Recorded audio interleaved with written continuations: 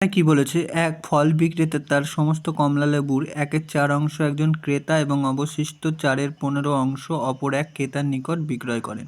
তারপরেও তার কাছে যদি 33টা কমলালেবু থেকে যায়, তাহলে দ্বিতীয়জন ক্রেতা কতগুলি কমলালেবু ক্রয় করেছিলেন।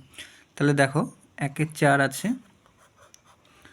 আর হচ্ছে 4/15 আছে, দ্বিতীয় ক্রেতাকে বিক্রি করে, প্রথম ক্রেতা 1/4, ঠিক আছে, আর অবশিষ্টের 4/15 দ্বিতীয়। তাহলে আমরা নিচের দুটোর লসাগু করব, ঠিক আছে। 4/15 কত হয়? 60। ধরে নেব আমরা 60টা মোট কমলালেবু ছিল, ঠিক আছে।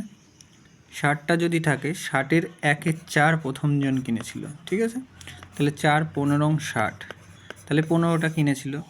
সেই 60-এর থেকে যদি আমরা 15 বাদ দিই, তাহলে থাকে হচ্ছে 45টা।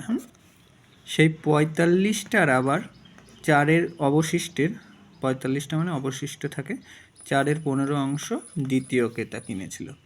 15 দিয়ে কাটাকুটি দাও, 3/15 45, 3 4 12, দ্বিতীয় ক্রেতা তাহলে 12টা কিনেছিল, ঠিক আছে। এবার আমাকে প্রমাণ করতে দেখতে হবে যে 33টা বাকি থাকে নাকি।